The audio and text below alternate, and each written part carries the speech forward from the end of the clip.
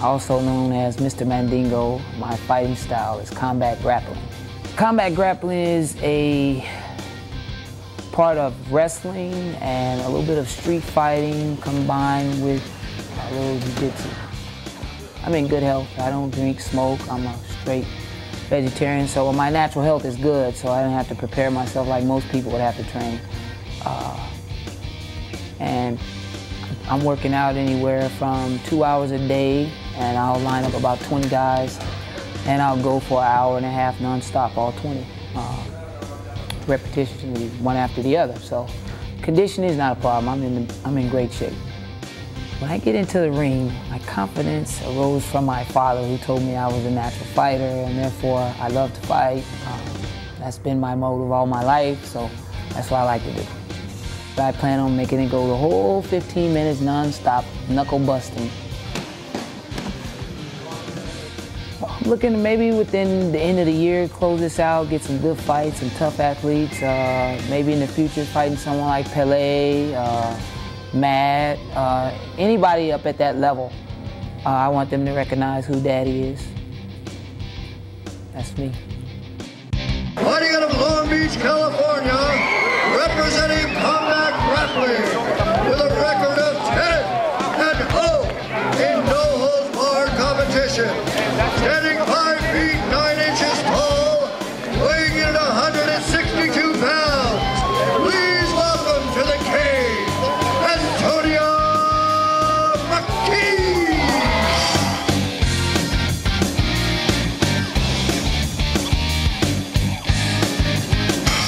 My name is Chris Brennan. I fight out of the Next Generation Fighting Academy in Irvine, California.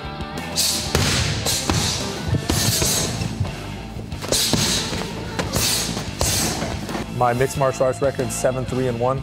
I think the King of the Cage is it's the biggest event right now. It's growing. It's since the first event, it's quadrupled in size. The quality of the fighters they have in there are much better. The event itself is produced much better. It's bringing in a lot of tough athletes. They've added a lot of rules, made it a little more of a sport as compared to a no-holds-barred event. It's a little more entertaining for the crowd to watch, adding the rounds and stuff like that, so you can stand the fighters up and see a little more action.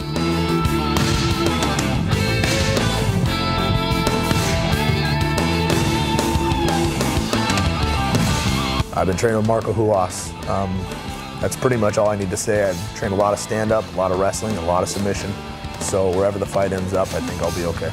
Antonio Mckee, good wrestler, very athletic, quick. I'm not sure too much on submission, not much for stand-up. He actually fought one of my students to a decision. I think it's going to be a good fight. I'm going to win. Representing Next Generation Fighting Academy with a record of 7-3-1 in no-holds-barred competition. He stands 5 feet 8 inches tall, weighing in at 175 pounds. Please welcome to the cage, Chris Brennan! How has Marco Huas helped you out?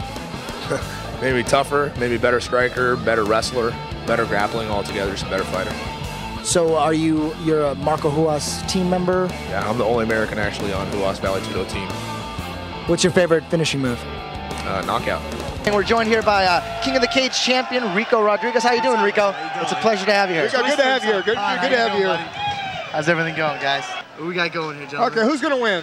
Who wants to lay? We're laying bets up here. We're laying bets. Who's going to win? I don't know. These guys got grudges against each other. Really? I got $5 they're on Chris bad-mouthing Brennan. each other left and right. McKee couldn't finish off his students. Wow. And he says his opponent's got a big mouth and he plans on answering it with a closed fist. You know, my theory is just be quiet and let's get it on.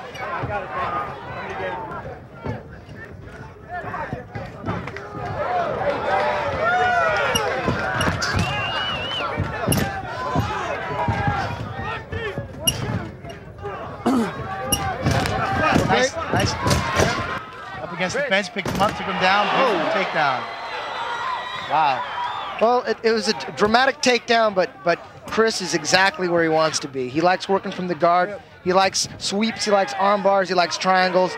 He's in a good position. Wow. It's going to be exciting here. Let's identify the fighters. Let's just say it. Mckee is the African-American, and Chris Brennan is... Well, he's got the T-shirt on. Yeah, there you go. Brennan's got the T-shirt on. There you go, guys. Let's not go by race. No political let's not go by race. powers here. Hey, there's nothing wrong with that. Brennan's on his back.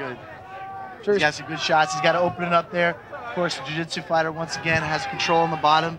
Make sure no strikes come inside. Nice control, patient. Now with the closed guard.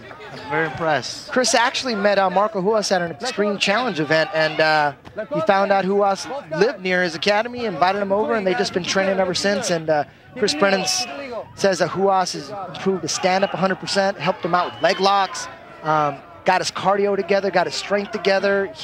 That's definitely a good point that you made out there, because I'll tell you what, you have to be just an ultimate fighter in the sense that you have to cross-train and be in great cardiovascular. Of course, Don, you've been in this for many of years, and I think one of the things that you've been in is just well-conditioned no matter what happens in the fight. Right, that's about 70% of just about any sport, really, is conditioning, because all your technique goes out the window if you get tired. I'll tell you what, though, I have to say this for one thing. This is definitely a one-on-one sport. There's no one out there that's going to save your back. This is not a team sport as far as that goes, because no matter what, you're the guy out there that has to take control of this fight.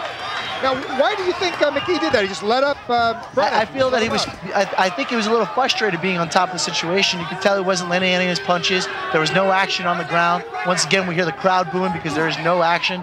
You know, this is a very technical fight we're going to see here, because once again, this is a ground fight. You're not going to see much explosive on your, on the ground as compared to your feet. They're both experienced too. Exactly. They're both, both guys are going to take their time. They're going to make the right choices, because if you make one mistake in this, you're caught and you're done. That's the bottom line. And bottom line, I don't think Mckee is going to be able to pass Brennan's guard. Brennan's too well versed in the guard. I mean, he'll probably get up again if he has the chance. He's going to get frustrated in Chris's guard. Yeah, that's a good point that you make. A lot of people don't understand it. Why isn't it that you don't get wild and get crazy and throw bombs and do this and do that? Well, first of all, you definitely don't want to waste any energy in the sport, especially against doing false moves.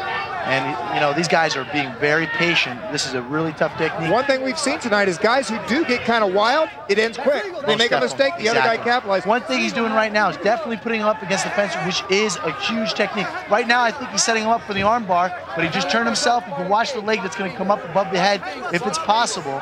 I don't know if he's going to be aware of it, but using the foot to turn him away from the fence, which is a very, very good technique. That's a technique I first saw from Pedro Rizzo in the UFC. Most definitely. I'd never seen it until Pedro Rizzo did it. He did it like 3 times in You know what? Actually, Boschrutten did the same exact thing against Kevin Randleman. And if you watch, there it is, the armbar right there. Nice. He felt almost. Nice job. Well, you say Marco Ruas trained him. Marco Ruas uses that fence all the time. Exactly. He's used it a million different ways. I've seen him hold the fence. I've seen him do all kinds of stuff. Nice clinch. Oh, we might have a takedown for Chris Brennan.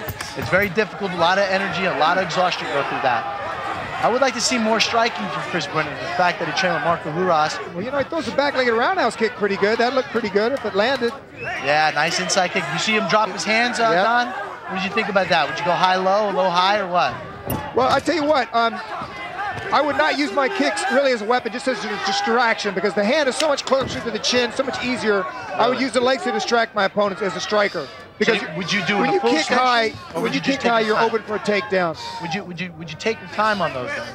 Would you fake them and put a lot of fakes? A lot of fakes. Okay. People don't fake, guys, out here. It's pretty impressive. I actually watched some of your tapes, and you're just unbelievably quick. One thing I've noticed is you keep your hands down, which a lot of us don't. I do that because I want the guy to come at me. If he doesn't come at me, it's a tough fight for me. I'm a counter fighter. Yeah. If the guy stares at me and dances, I'm in trouble. So I let them have what they want. Let them come in. Keep going, learning this from more experienced fighters nowadays. No, you get to pick just up a little straight. You can use it in this. If you lower your hands, he thinks you're open, he jumps in for a shot and you nail him. Yeah, there's a lot of them. Right now we're back to the same story. This has happened 3 or 4 times. We've seen the same position from these two. That's good. And a round one. Who'd you guys give that to? That's an even round. It can go either way. I'll be honest with you. I like to see some more action from both fighters. This is somewhat of a main draw here. Oh yeah, semi-main event. Somewhat main event. There should be more action. The referee's doing his job. You can only talk to him. You hear him talking to him. These guys definitely get more action. I have a feeling we're going to have a strong finish. I have a feeling Chris Brennan,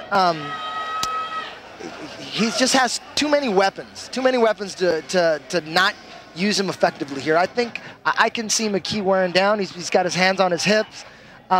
We still got a lot of time to go. I like to see what's going to happen. I like to see how he's going to play it out. Bottom line is, it can go any way right now. Well, you know, this is a 2-round fight. Now, in experienced fighters in boxing and kickboxing, we feel out the opponents in the first rounds. So maybe if you're talking about this would be the first half of a fight. I think this is their first was a feeling win. out This process. is their first win. They're going to come all out right now.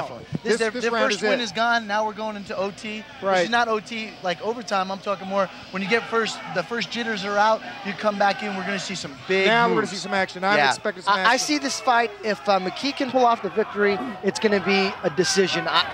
Either a decision or I would like to see. Beautiful right leg to the head.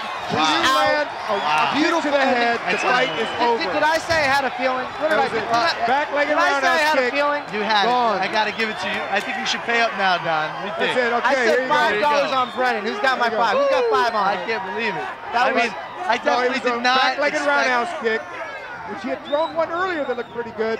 But this time, right on the chin, that's it. Doesn't take a lot of it. Pretty out. Like I said before, Chris has too many weapons. He has too, and now he's already had the grappling experience. I mean, he's a black belt in Jiu Jitsu. That says something there. He's got a good guard, and now he's working with Marco Huas doing striking. You know what? That's a very good point. That's a very good point. I mean, this is it. And becoming more of a complete fighter. Absolutely. And this is it. See, the idea about strikes is you never hit the guy. You don't start off with the one you want to hit him with. He threw a couple of low things early on that didn't have anything on him, and you were saying about feeling him out. He started out the first one. He went down. The guy expected it low. It went right to the head. Excellent fight. Excellent fight. I'm very impressed. This is the fight that takes Chris to the next level.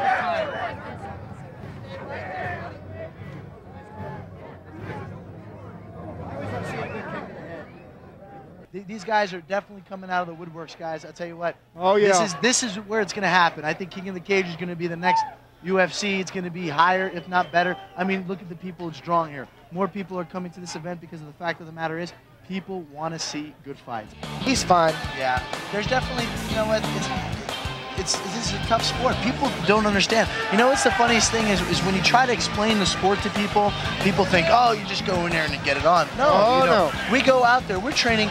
I mean, this fight that I trained with Travis Fulton, I trained hard. I trained for 2 months nonstop. I was in the gym, didn't miss a day of practice, and there was days I didn't want to train, I went in there. This is it. This is a sport. People, I think, if people were to take the time and educate themselves in the sport, you know, they would understand it more and have a lot more respect.